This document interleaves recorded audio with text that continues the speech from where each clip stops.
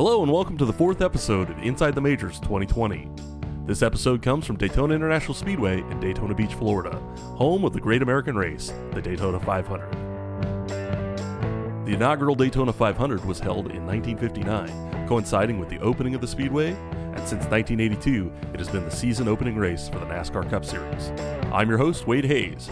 Joining me in the booth are Majors Competition Committee members Michael Lett and John King, plus Forge GT team manager Mark Stevenson.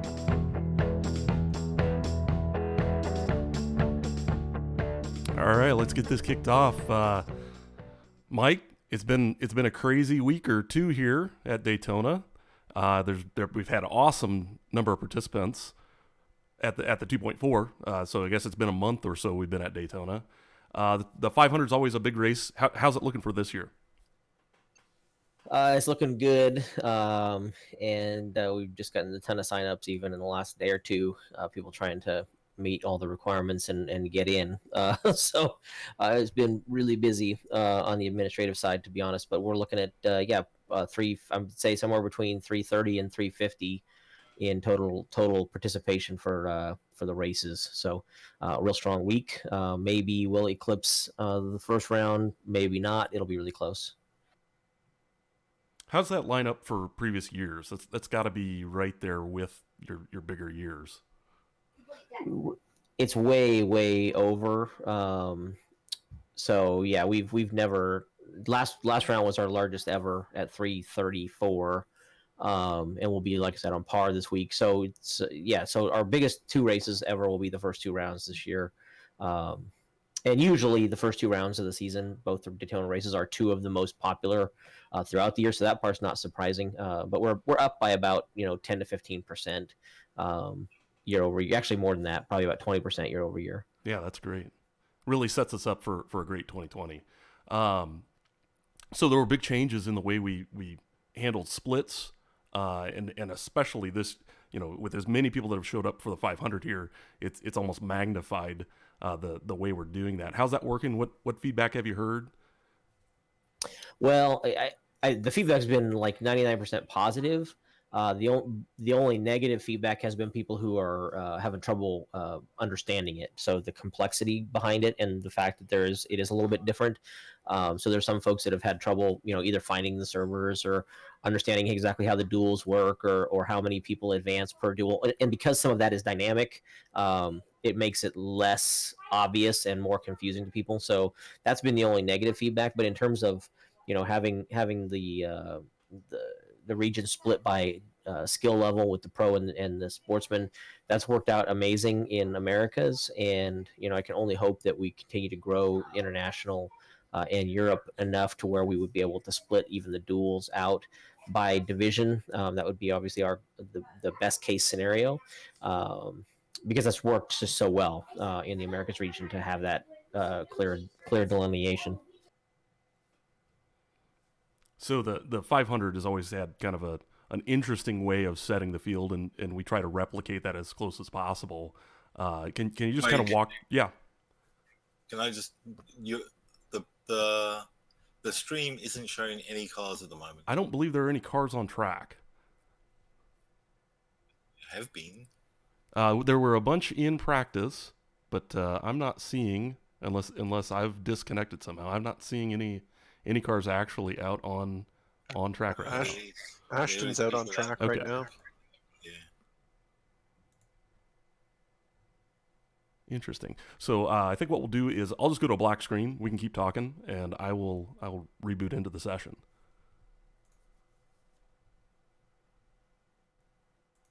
So I don't know what your question was. Sorry. Yeah. So sorry. I just thought maybe you could just walk through the ways that we're trying to replicate the real world for the 500 and as closely as we possibly can, and how that's worked.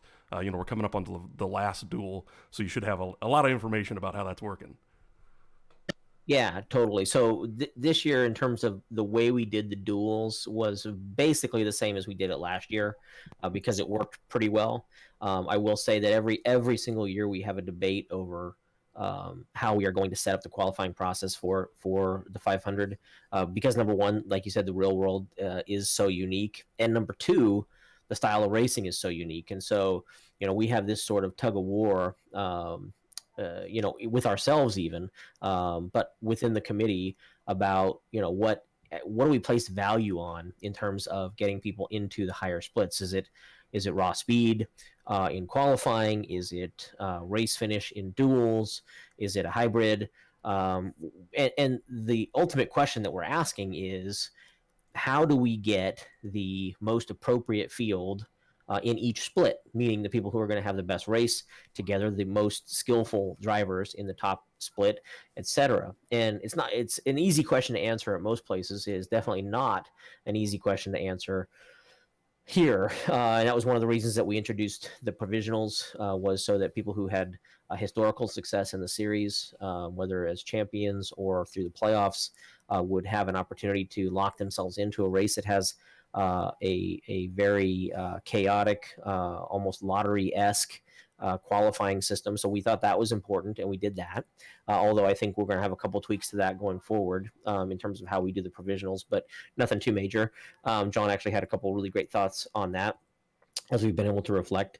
But we like the idea of having the duels in general, because personally, I think that you want to race your way in at a restrictor plate race, and as much as we are dependent on setup and dependent on engineering a fast qualifying setup, we still want people to prove that they can make it in on racing ability. So it's always going to be a little bit of a hybrid. It's always going to be a little bit of tweaking. How can we get it closer to the best that we can? But ultimately, we're looking for the best racers in the top split. and we'll continue to chase that probably forever. Okay, the stream's working good now. Just to elaborate a little bit on what Mike said, if you look outside America's Pro, the system this year has worked really, really well. And the only thing that's messed it up slightly in America's Pro is the number of provisionals. So we just, as Mike said, we just need to do a little bit of a tweak there, and we've sort of figured out how we might want to do that for next year.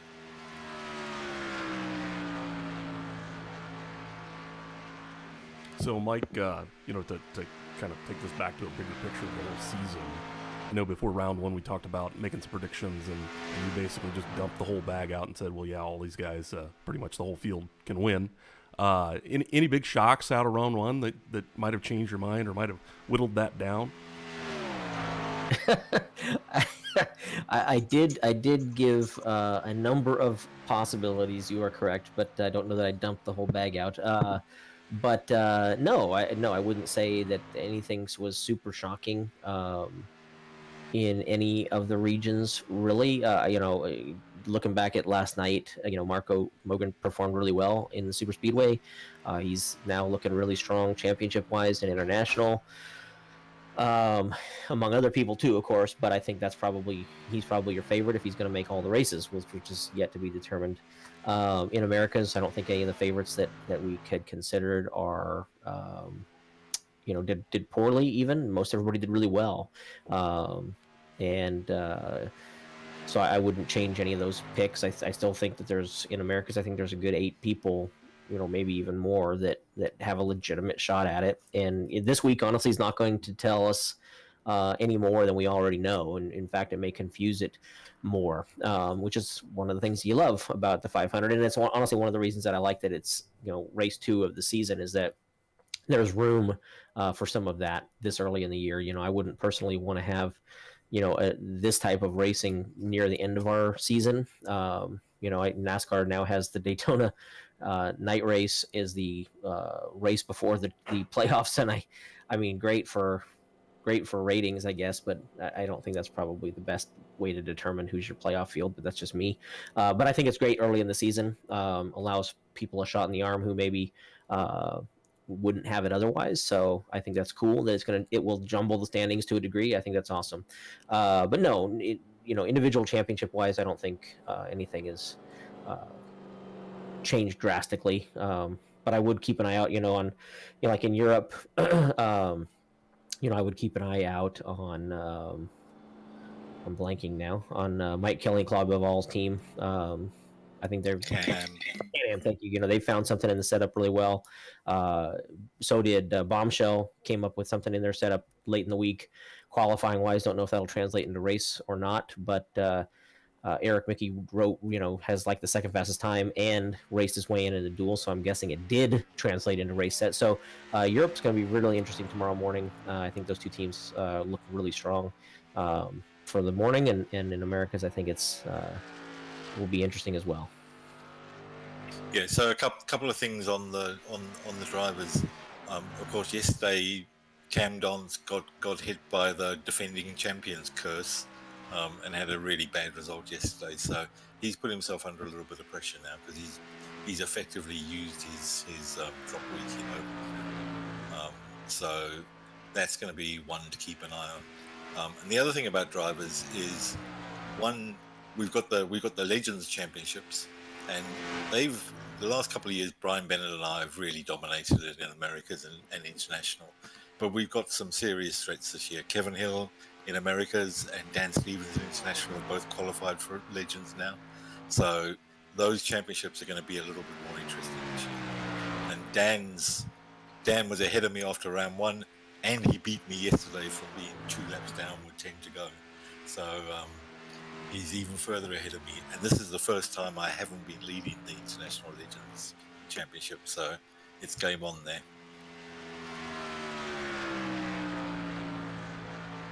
So, John, we put you on the hot plate or hot seat for teams, and we kind of got into that a little bit, but maybe you can expand on what you've seen in the first round or in the international now first 2 rounds. Yeah, so in America's elite, I predicted that UDOX and Kinetic would be up there, and that's certainly true. I'm a little bit surprised about how far they are ahead of everyone else, but we'll see if some of the others can peg them back a little bit. But they both had amazingly good starts in round one. In America's sports, that went pretty much according by my predictions. So Kinetic and Ford are really close, and I think the championship will be between those two. And UDOX Horizon is a bit of an outsider, and that one is going to be pretty brutal in the race tomorrow, because Kinetic and Forge are, like, I think Mark can probably tell you the right numbers, but I think we've got most of the top 10 of the sportsman split between us, so that's going to be really tight. In Europe, Bombshell made an amazing start, really amazing start, and so did TDR and Grizzly. Kinetic had a pretty bad race, but we're still lurking in fourth place. So I think I said it would be between those four, and I think that's still true. Europe Premier, too early to say. Really don't know yet. International Elite, definitely between Kinetic and Illusion. I think we gained a little bit more on Illusion again yesterday. So, but I think those two are going to be the ones to watch. And International Premier, the sportsman one, is really down to who gets most drivers into each race. But probably MF have got the most guys, so they're probably in a strong position. But pretty much according to what I said before round one. If you don't mind, I just want to jump in here for a second, just based on what John was saying for America's Sportsman. He said he thought that we have the top 10 locked up. If we were going just by qualifying time, Kinetic and Forge would have the top 13. The first team outside of those two teams is an independent 14th. So yeah, that's amazing. It's crazy. We're very close. Yeah, one thing I didn't say about that is I think that sportsman one, a lot of it will depend on how the two pros in both those teams perform in each round, and how many times those pros can get into the top split and score really high points for them. And I think that's where I think Ford might have a little bit of an advantage over Kinetic, because we're probably going to be a bit more up and down with those pros, because effectively we've put, our first choice pros are all in the pro team.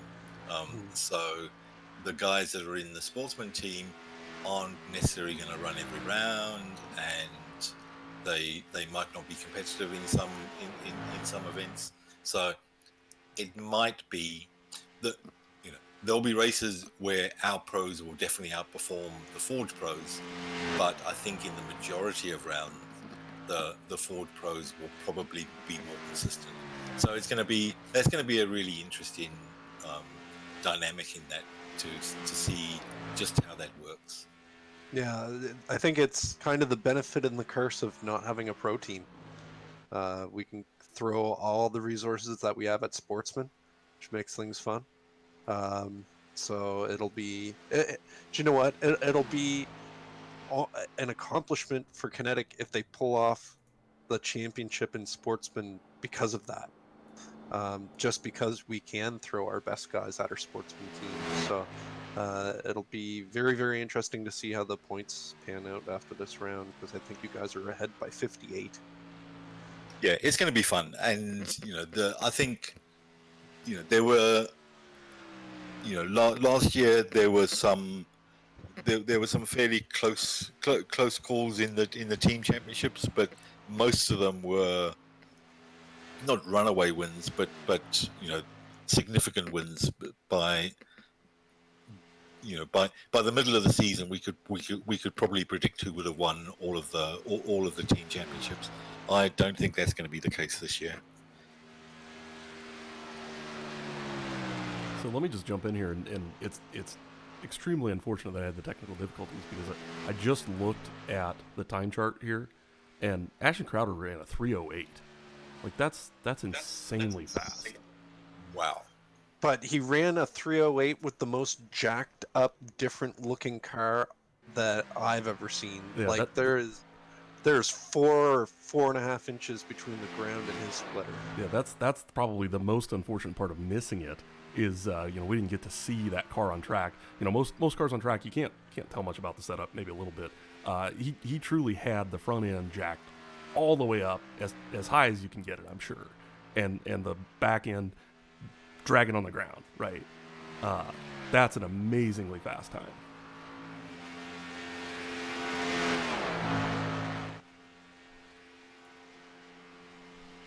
Yeah, it's just incredible. As soon as I saw that car, I'm like, either something is going on here that's going to surprise me in a good way, or something is going to go that's going to surprise me in a bad way. It's either I saw the going to name, be really right or really wrong. It was really, exactly. really it's gonna right. Go one way or the other. Yeah, exactly. So, Mark, while you've got you here, maybe just tell us your background, where you are, how you gotten into the team. Who are you? I'm a guy. So I've been on iRacing for like 11 years. But I haven't raced solid for 11. I'm a former IT guy that got into automotive journalism a number of years ago. So I used to do car reviews for a living, and got out of that, and now I'm an assistant sales manager at a small Ford franchise here in Nova Scotia, Canada, which I absolutely love because I get to see people coming in the door that I know every day, which is I just live in a town of about 3,500 people here on the East Coast, which actually surprises a lot of Americans that we have like 2 extra time zones on the East. Sure. So last night's race started at 11 o'clock for me. It was pretty late. But no, I've always been a car guy, but not in the I want to fix things car guy. I just like driving. I really do like driving, and I like competition. And I don't have any money, so that's why I'm on iRacing. It's just that, and iRacing can get expensive on its own, don't get me wrong, but I don't have 20, 30, 40, 100 grand to go to the track for a year. And hey, if we were running the major series in real life, that's a lot of money. That's a lot of money. Well, it's money and time. As much time as we put into practice and setups, and we all put a lot of time in, but it's nothing compared to being gone for the whole long weekend and coming back and trying to go to work on Monday, and we don't have as much of that. Yeah, absolutely. So tell us a little more about your team. How did you get started? What was the idea? Where'd that come from? I'll say John might be the beginning of his own undoing for Kinetic and Sportsman. No, John kind of put a bug in my ear, to be honest. I was kind of looking for a team, and he sent me a message and said, if you were to pick up a few of these guys on the free agent list, you could probably put together a pretty good Sportsman team. I said, all right. So I kind of chewed on that for a day, and then I started grabbing people and putting them together, and I don't know if it was skill or luck. I think it was a lot of luck. I was just able to grab a good core group of guys in the beginning. Rob Deloche, he's been there pretty much from the start. Adam Halleck and his brother Brian have been just fantastic. Eric and Tilly and Adam actually raced together for the iRacing Today podcast team last year. And I think Brian jumped in with them from time to time as well last year. So we don't have just a bunch of newbies. There are a couple of guys that ran last year, but the rest is fairly new. We have a lot of guys that have maybe um, raced oval before, and now they're getting into majors and they're having to do road races. So a lot of it is we're just learning from each other, right? Sure. And, Yeah. everybody has been very open with setups, so it's not like we have people that are kind of hiding away in the corner and trying to keep their nut. Everybody's sharing everything, and we're working as a team. We meet every Thursday night. Like every Thursday night, we have a team meeting. That's awesome. Okay, this is what we're doing. Like this is what we need to do for the next week. Um, so the guys have been fantastic. We've got a wide swath of ages too, from 20 to 58. Um, I think that has helped because you have some guys that are, on coming up on retirement who have a little bit of time. You've got some younger guys who have maybe the reflexes that the older guys wish they had.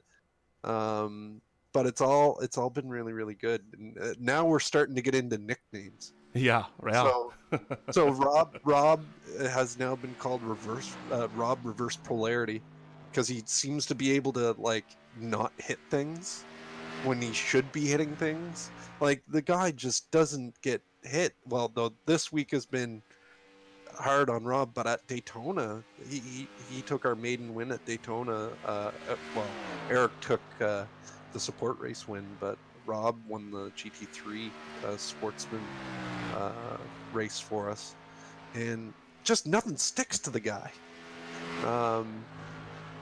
So it's just the camaraderie of it's been really really great, and we're slowly getting better. We started off really high, though. I think we're doing really well. Yeah, that's great. So how big are you? How many guys do you have? And are you looking to grow? Or are you right where you want to be? We have 12 right now. We've had a couple of guys that started out with us in the beginning before round one that either we had to part with or they wanted to leave. And if somebody wants to leave, I'm not going to try to talk them out of it. There's usually a reason there where somebody wants to leave. Yeah, I always say, with a race team or at work even. Yeah, it's got to be right. It's got to be right for you, and it's got to be right for us. And 100%. And if it's not, 100%. that's okay, right? Like there's plenty for everybody, and it's got to be right on both sides. Yeah, and we haven't I don't hold grudges when it comes to that stuff. So we see those guys out in the track. I'm not going to name who they are, but I'm not like going to try to mess up their race because that's childish. Yeah. But we've got 12 now between gold, silver, and development. We recently added somebody who will be coming on for round 3 in Dakota Ehrman. Who qualified really well on the America's Pro side. So he'll be coming on after Daytona. And the door's open. I'm not saying the door's open for everybody, but the door's open. Sure, yeah. If somebody comes around or if I notice somebody, I'm going to reach out, or they should reach out to me. If we're battling somebody on track and they don't have a team yet, maybe after the race or after qualifying or after whatever, then I'll send them a message, or maybe they should send me one. Because I'm not going to see everything. But let's just, I'm open to conversations with pretty much anybody. And I think as long as they're bringing a positive attitude and they want to work as hard as we do, then I'm willing to take them on. That's great. So you guys kind of formed, from the majors, of the majors, for the majors. do you have aspirations to go beyond that and do other things? We did the 24 hours of Daytona, or in our case, the 11 hours of Daytona. Uh, we so we are getting into other races, iRacing special events. A few of the guys already have commitments elsewhere. Steve Bammer, Eric and Tilly, Adam Halleck have other teams that they race for. Um, so they were running like Bathurst this weekend. But we're just taking it as it comes. After this, I'm sure we're all going to race Daytona. I'm sure we're going to do a full 500, the iRacing 500, Sure, because yeah. why not? Yeah. Like, after we've spent all this time getting ready for it, why not go out there and just destroy people? Yeah, go pick up some IR. Yeah, why not? Though I don't want to pick up too much IR, or I won't be able to run Sportsman next year. John will be looking at me weird. John says, "Yeah, go I think get in a few more races." I think you're more likely to get pinged on the driver values within the majors than you are on iRating. Well, it's been good. And I get the feeling we're gonna have to make some major changes for next year. But for this year, we're gonna enjoy our rookie status and having a bunch of really good guys racing Sportsman. Misclassification, maybe, huh? No, I'm not saying that. I'm just saying early waiting. Yeah. That's what it is. No, and you know what? Anybody could have done this at the beginning of the season. It's just I was like, okay, I've got some time. I'm going to do this. And I think that's the really important message here, and it's a really good thing for the majors that you're doing so well. You know, we've always pointed at UDOX as the sort of poster child for majors teams, but they had bits of a team before the majors, but they've taken advantage of the draft in the majors and in the same way that you have. But they had something to begin with, and they're obviously a brilliant team. But you guys, really have come out of nothing. So it's a really brilliant story. Yeah, if we get the championship this year, maybe. Well, last night we were all talking about having all the team members go to a race together somewhere in the States. So maybe we'll make that happen if we do really well.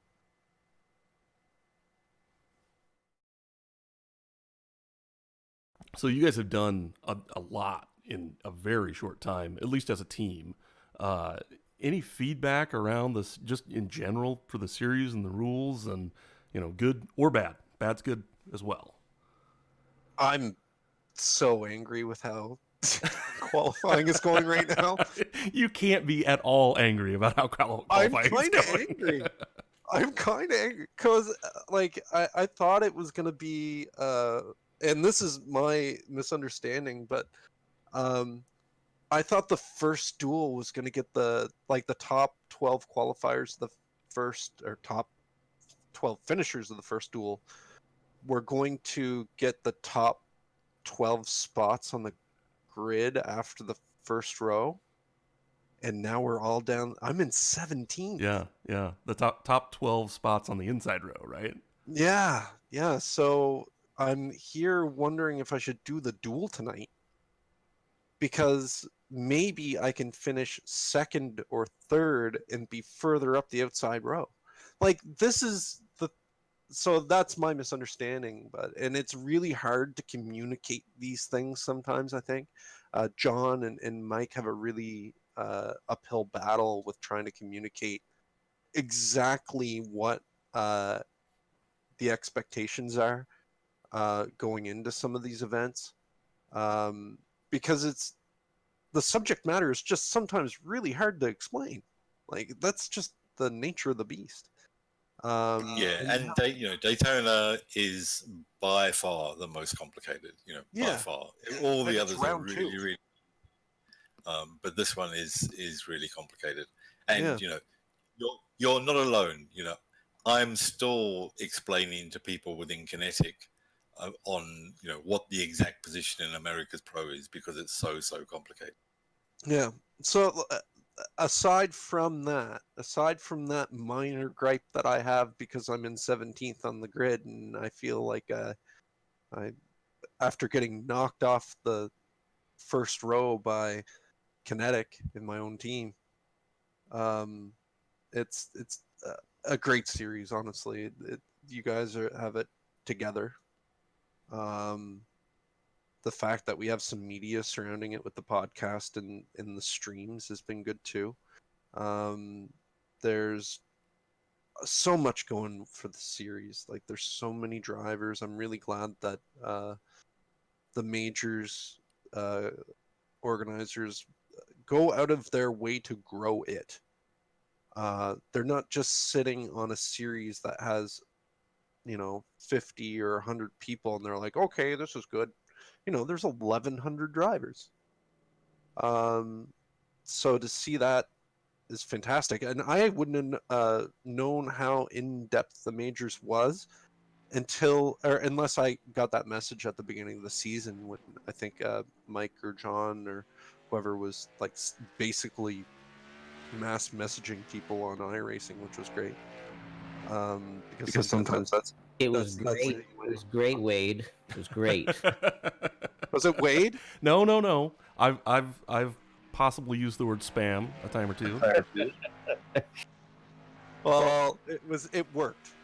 If I hadn't have gotten that message, I wouldn't be here.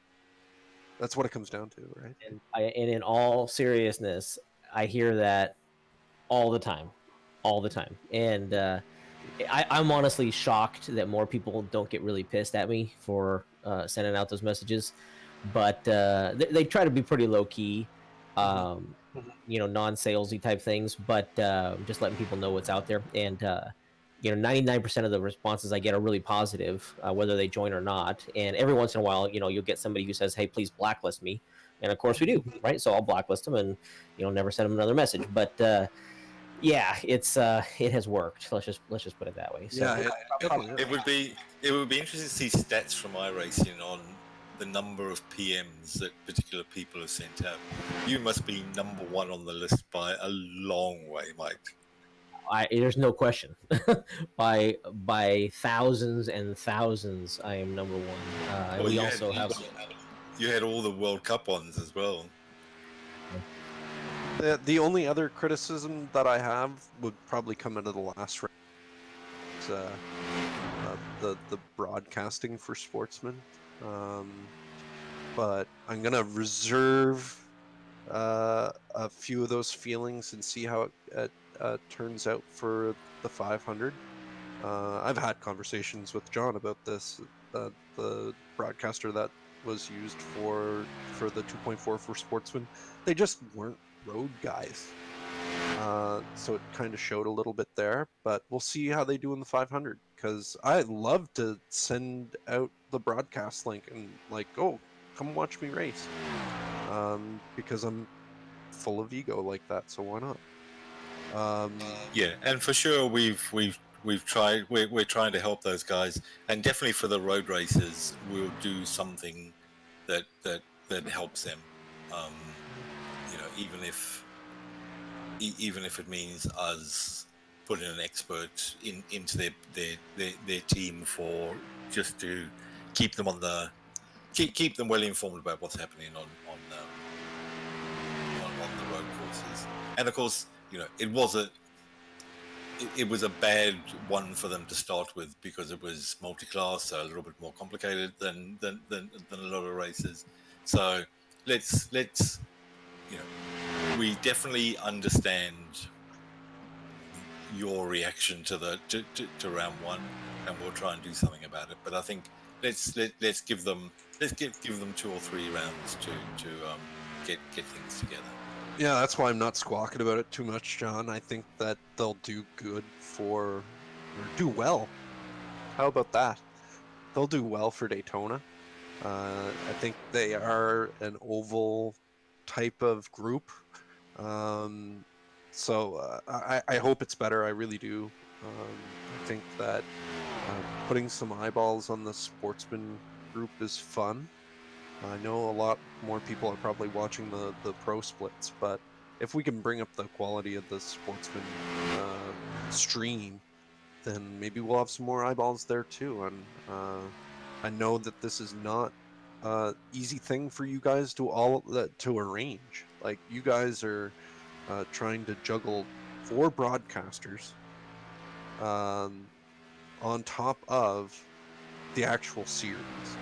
So when little things happen, you just gotta not be a dick. Like, it's just, things are gonna happen. This is not NBCSN. Well, yeah, to just jump putting in. and to piggyback on that. Okay. Sorry, I'm getting game audio probably in the background. To piggyback on that, yes, it is really rare to find broadcasters that are good at both sides. GSRC and SimSpeed are, in my mind, the pinnacle of that, being able to do both. RaceBot obviously is really good too, but I think they're still more road oriented than they are oval. And then obviously, with our sportsman broadcast, it's more oval than road. But honestly, to your point about the sportsman, and really just to sort of underscore that, there are so many more sportsman level drivers on the iRacing service than there are pro level drivers. I mean, it's by many fold, and there's not necessarily a good league or a good place for them to go and be competitive. Something especially as robust as ours, and so that's really the goal, is that eventually, our sportsman splits and our sportsman divisions in every region should be 3 or 4 times larger than the pro, and it should feel just as much of an accomplishment to win that, because that's who you're competing against. You're competing against some similarly skilled people, and in fact, just by the nature of the numbers, the sportsman division should be closer. Yeah, and it has been close. I think that there's been, well, Ashton Crowder just proved it tonight. There's a .30 out there, right? And I don't think anybody's hit that yet. So I think you're going to see more of that in pro, a little bit more spread. Whereas us sportsman guys, we're learning as we go, so we're not finding those edges of performance like the pro guys are. Though this round we've done well.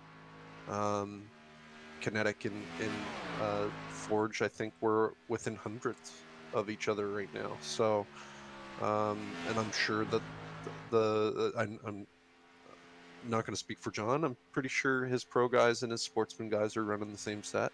So I'm not sure if he'll confirm that or not.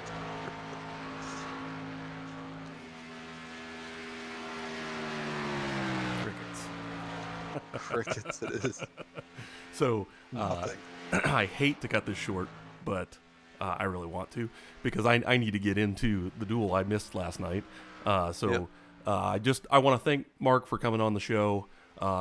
John, Mike, if you guys have anything else before we wrap up here, speak now or I'm shutting her down. I think I'm good. No, I'm done. I'm totally good. Thank you for having me again. Yeah, thanks for joining, and thanks for all of our viewers. Let's go tackle Daytona, and we'll see you next round. See you then. Okay, catch you guys later.